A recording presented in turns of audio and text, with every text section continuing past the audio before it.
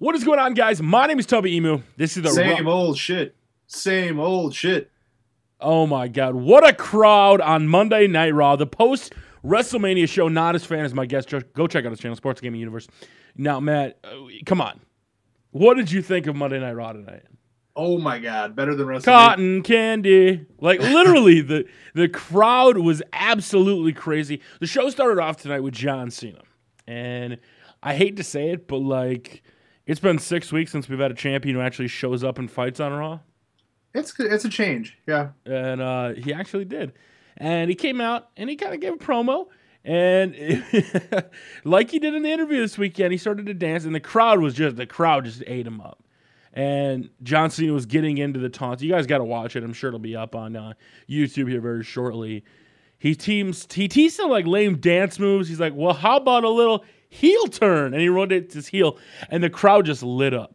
They just popped like crazy. And they never stopped. No, the crowd started chanting same old shit. Absolutely went crazy. Cena says this is what he wanted for his WrestleMania main event celebration. The crowd just going crazy. But he says, you know what? The only way he knows how to celebrate is fighting.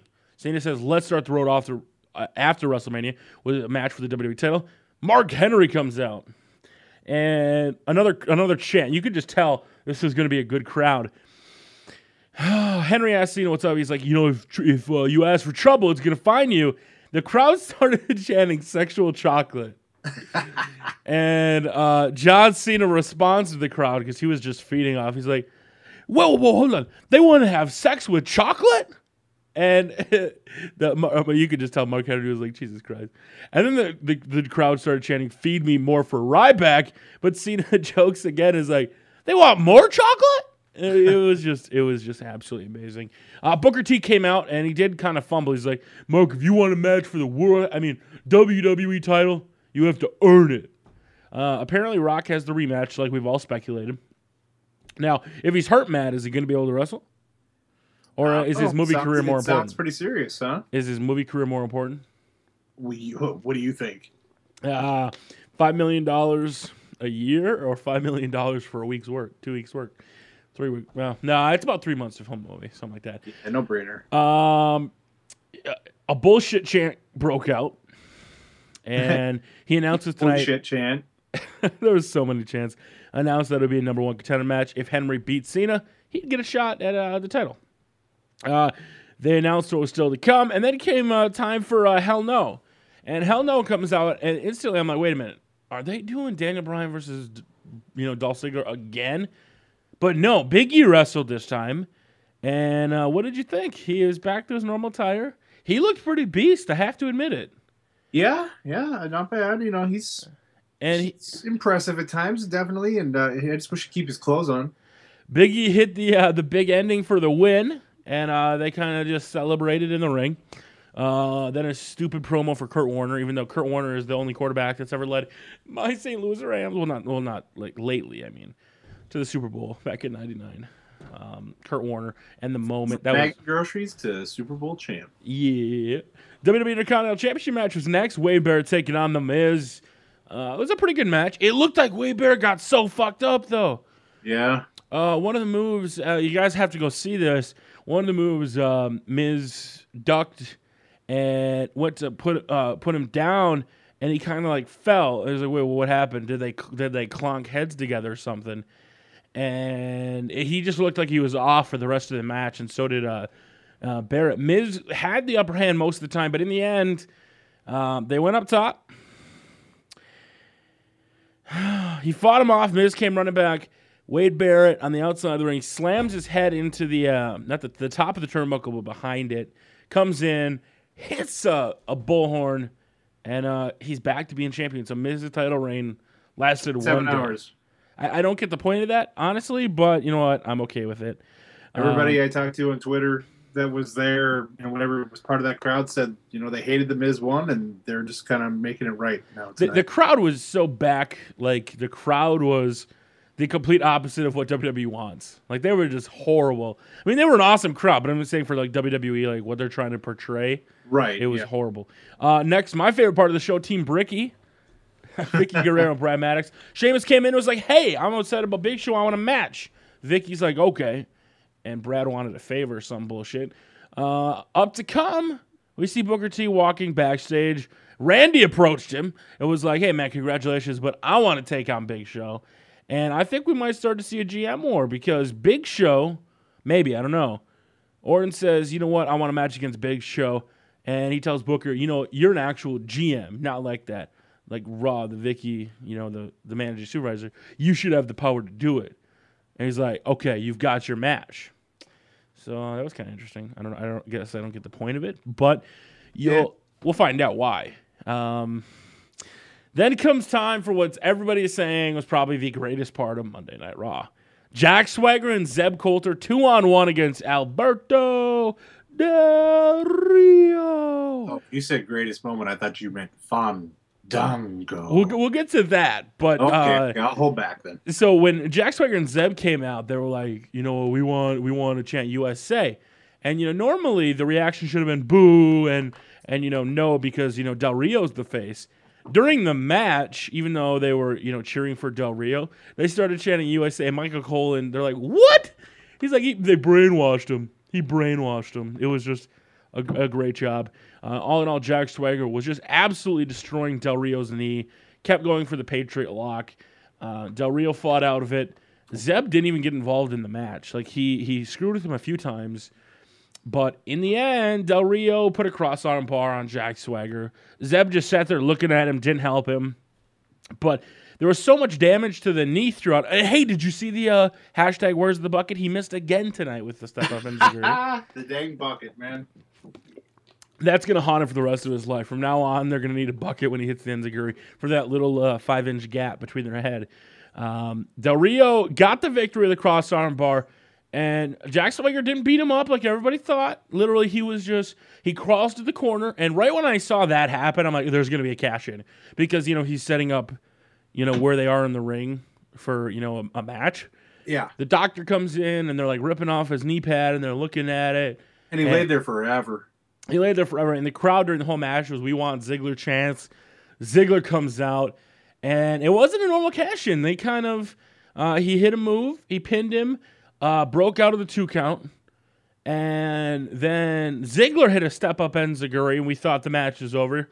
Dolph kicked out of that, and, you know, in the end, though, Dolph Ziggler wins, and he is your WWE World Heavyweight Champion. I was still hoping for a Big E heel turn. I know he's heel, but I just wanted him to hit a big move on Dolph Ziggler. What a good job. Like, as far as a cash-in, are you happy that it's finally over? Yeah. I mean, I really was looking forward to it last night, but this is cool. I think it was better tonight than WrestleMania because just the crowd was crazy. The crowd when he definitely in hindsight, you know, had he told me, oh, you know, wait one more day, and the crowd would go nuts. I'd be cool with that. The crowd went fucking crazy. Back from break, the lights went out. Undertaker comes out.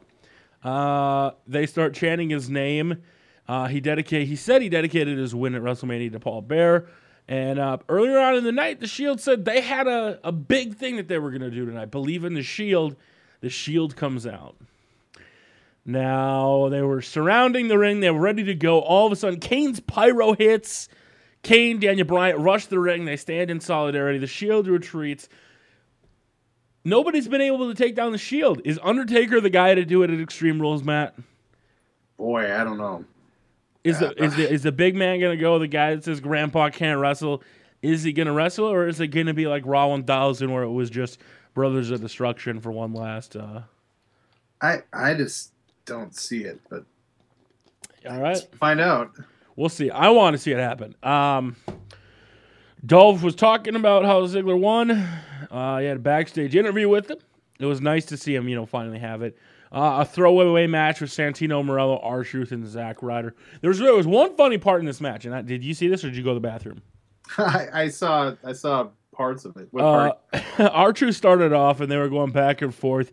Santino tags in, and Santino was screwing with him. And then all of a sudden, I think it was Heath hits back once, and Santino he turns around and he's like, "Nope," tags in and gets out of the ring. Like, it was just everybody started laughing. And I thought that was hilarious. In the end, though, Santino was being held by Drew McIntyre, who wanted to hit a Cobra on Slater. They fall off the ring, and he comes back in, hits Heath for the win, kind of a throwaway match. More promos. Sheamus and Randy are arguing backstage. You know, nothing really too interesting. And then comes time for Sheamus versus Big Show. It's supposed to be the match.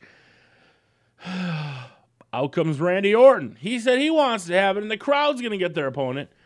They said tweet hashtag WWE Orton, hashtag WWE Sheamus. They come back from break. Orton got 77% of the vote. But then Vicky and Booker T come out, and it's like, what the fuck? And they're like, we've agreed on a compromise instead. It's going to be Sheamus versus Randy Orton, and the winner will face Big Show. Really? That's what you're doing? And they wouldn't even let that play out. I think this was the turn Orton heel. I honestly do. Yeah. Because think about it. At the very end, Sheamus and Orton were fighting it off. They had a very, very long match. These guys was probably the longest Raw match besides Cena Punk in a long time. The crowd hated it. The crowd didn't even pay attention to the whole fucking match. They ignored it completely. Once the Olay chant started. Oh, my God. The crowd just turned, and they were cheering for anything and everybody. Cotton Candy, Randy Savage, Mike Chioda. They started chanting Michael Cole, JBL, King, and they started saying, "We are awesome." And this crowd, if you guys didn't see Monday Night Raw, you have to go back and watch it. But in the end, after this super long match, Big Show comes out, and the crowd fucking loses it. They're like, "Thank you, Big Show," because they were so sick of this match. And I still don't know why they, put so much into it, only to have it get broken up. Yeah. Big Show comes in, destroys Sheamus, throws him into the ring post. And then Randy knocks out Randy, takes him outside of the ring, throws him into the wall, throws him into the table, beats the shit out of him, and then he leaves. What? He threw a couple chairs. Both missed the ring, and they were still chanting, "One more time, throw one more chair." I thought it was one more chair. What's the chant? One more chair, yeah, I don't know. It was kind of messed up. So many chants to remember. This normally doesn't happen. I know, right?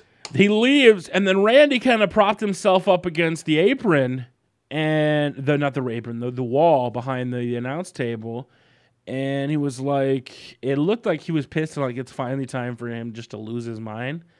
And I'm hoping that's what it was for, because he hasn't really had a reason to turn heel yet.